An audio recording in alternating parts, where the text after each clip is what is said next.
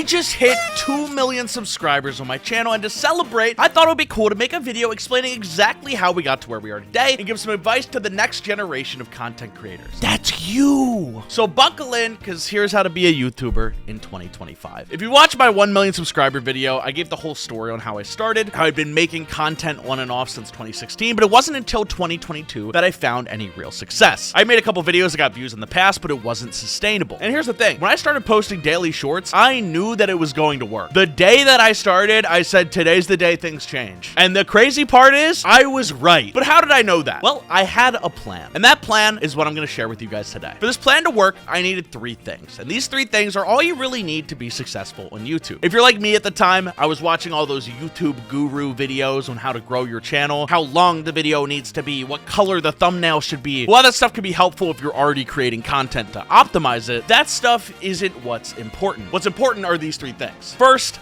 consistency. You can make the best videos in the world, but if you only make 1 a year, nobody's gonna care, unless you're Michael Reeves. I do want to say there are exceptions to all of these rules, but if you do all 3, your odds of success are pretty high. Second, quality. If your videos aren't high quality, it doesn't matter how many you make, nobody's gonna really care. And finally, evolution. If you have consistent content and quality content, you can always do better. Looking back at my old videos is always cringy because I know that I can make something better now. You should always be experimenting with new ways to be engaging. Now that sounds simple enough, but let me tell you, it is not as easy as it sounds. 99% of people who make YouTube channels don't make it. If you have 100,000 subscribers, you are in the top 0.9% of creators. If you have 1 million, you're in the top 0.09% of over 100 million channels on YouTube. And there's a reason that most people don't get there. That's rule number 1, consistency. This is where the vast majority of people that I see fail. I've had multiple friends ask me for help with channels. I've been a small streamer and content creator discords. I've talked people through my process, and the number 1 thing that keeps them from being successful content creators is they give up. And that's okay. If you don't want to be a content creator, if you don't enjoy making content and don't want to do it literally every day for the rest of your life, don't do literally anything else.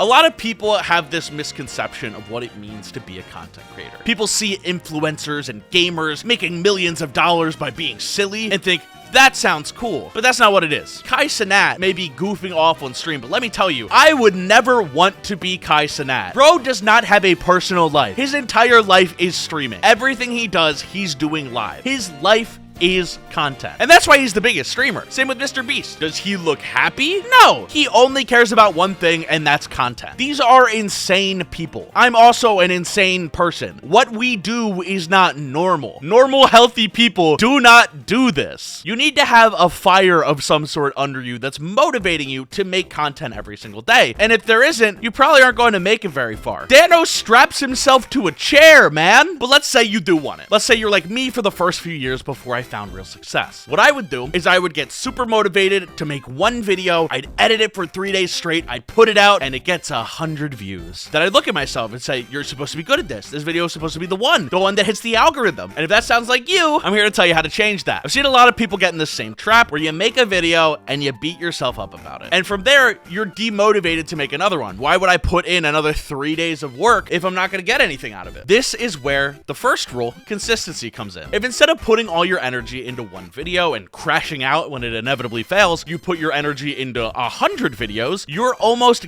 guaranteed success. Assuming, of course, the videos are high quality, which we'll get to. Think of it like this. I throw a blindfold on you and ask you to throw a dart at a dartboard. The first dart probably isn't going to be close to the board. If you give up and come back a week later to throw a new dart, it's probably not going to hit either. But if you throw a dart, then throw another, then another, then another 40 times in a row, you're going to figure out where the bullseye is eventually. You might know nothing about the trajectory of the dart or the physics behind it, but you have a feel for where it's supposed to go. And you don't always hit the same spot every time, but you get pretty good at getting close. That's what posting a daily short is for me. I know not every topic is gonna hit the algorithm right, but I have a format, I have a schedule. And if one video bombs and doesn't hit the dartboard, it's okay because the next one can always be a bullseye. I hope you enjoyed the darts analogy. The number 1 thing I tell people when they ask me, how do you be a YouTuber, is do it every day. And most people people don't. It's crazy. It's the one piece of advice that I have. I say, do it every day. And they go, nah, I don't wanna. Actually, no. They have an excuse like, oh, but I have to work. I have school. I want to hang out with people. If your first response is an excuse, then you don't actually want to do it. And that's okay. Like, it is okay to not want to be a content creator. Please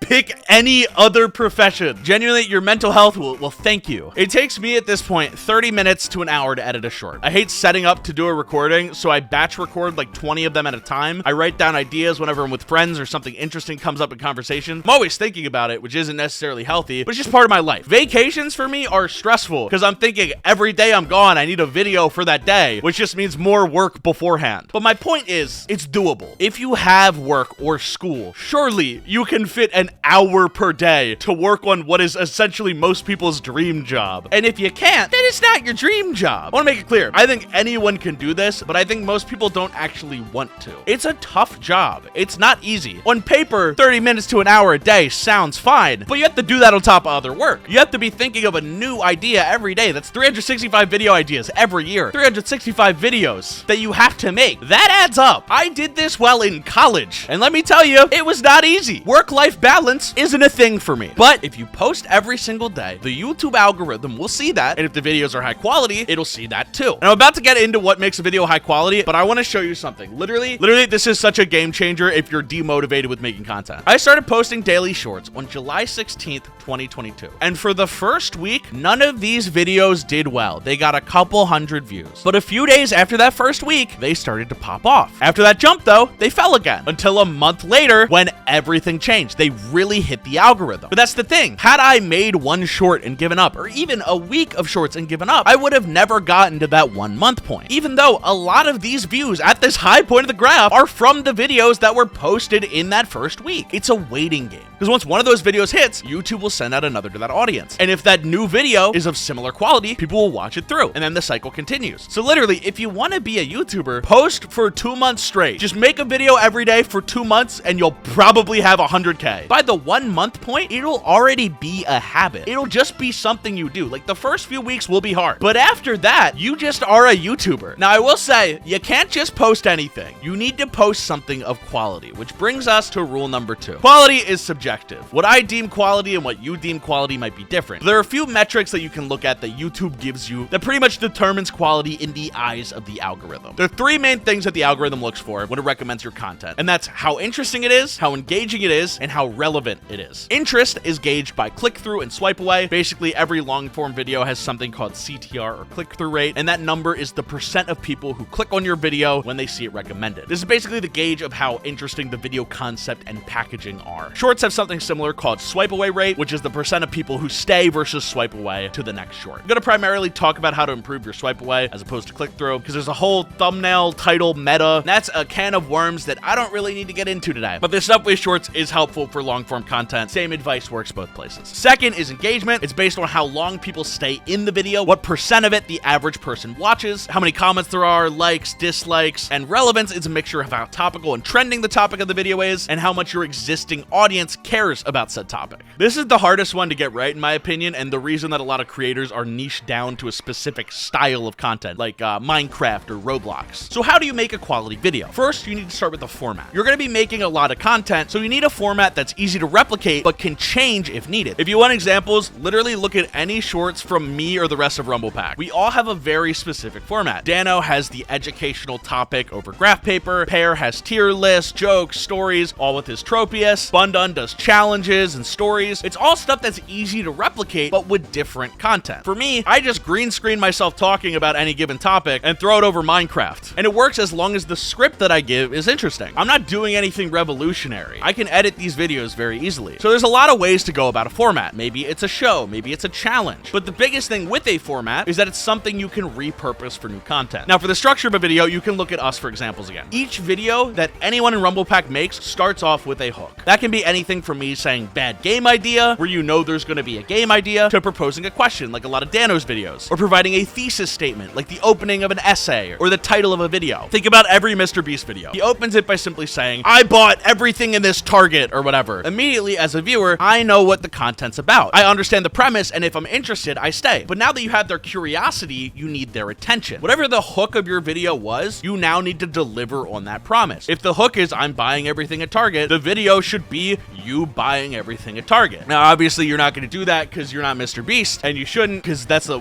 lot of money. But for me, I say bad game idea. Now I have to explain the idea. But the tricky part is how you explain it. Look at Joe Kane with speedrunning shorts. So many shorts propose a question with a very simple answer, and they take forever to explain it. Don't do that. Make the ride interesting. Explain the story. Explain the why, but don't go overboard. I've noticed several times I'll explain something, then have a comment about it afterwards, but people don't care because the video feels like it's over. The viewer got what they came for, so they swipe away before the video's over, even though I have more to say on the topic. Because you have to think like the person watching rather than the person creating. I don't care who you are. You have to make me care. Writing a short is a lot like writing a joke. You have your hook to get people interesting, your setup, build up, then payoff. The first bad movie idea I ever made is a great example of this. It's a bad movie idea. I explain the premise and the story a little, and then end with a pun for the title of the widest receiver. The whole short is building up to that moment, and then the payoff's right at the end. You get a satisfying conclusion. Now that's all from a writing perspective. From an editing perspective, you need to cut the fat. Don't stretch the video out for the sake of hitting a certain time limit. No fluff. Just give people what they came for. Cut breaths and pauses unless they're necessary for the joke. Trim it down so it's fast but not overbearing. Add captions. There's a lot of easy ways to do auto captioning, add graphics for what you're talking about, develop your presentation style, and then if you do that every day, you can track what was good and what was bad, what styles work, what styles don't, with YouTube analytics. The metrics that I think are a good base are 80% view duration and 80% swipe away for shorts. As long as you're hitting 80%, pretty much guaranteed 100,000 views, as long as the topic's good enough in YouTube's eyes. Then once you have quality content that you're making daily, you need to evolve it. Add new elements, change up your storytelling, talk about different stuff, try new formats, get used to your voice. I swear, that's the first thing. Every time someone starts making content, they sound like their mom is in the other room while they're trying to record. Eventually, you develop that YouTuber voice, but it's just about finding your confidence. That's something that just takes time. It's the one growing pain that every YouTuber goes through. Look at my oldest short, look at Dano's oldest short. We sound completely dead inside. But this last step is pretty much what keeps the whimsy in your content creation. Try stuff that you're interested in. Throw stuff at the wall. I've made multiple new channels with different projects because I like making content. I like experimenting. I like making stuff. Sometimes I don't finish these projects. Cough, cough, Johnny's Quest. Cough, cough, you're in Stardew. I will say I want to do something with Johnny's Quest eventually, TM. I just don't know when. But that's the thing. I'm always trying new stuff. Sometimes it works, sometimes it doesn't. But that's part of what being a creative is. So for me, every day I sit down and I edit a short. I write down ideas. I work on other projects. But as far as my daily content goes, it only takes me about an hour a day. So if an hour a day is something you can manage, literally just run it. If I can get 2 million subs in like 2 or 3 years doing this daily, you can too. So thank you guys so much for watching. I'm going to be dyeing my beard pink as part of the 2 mil celebration. So look forward to that and look forward to a new series coming in August, all happening right here on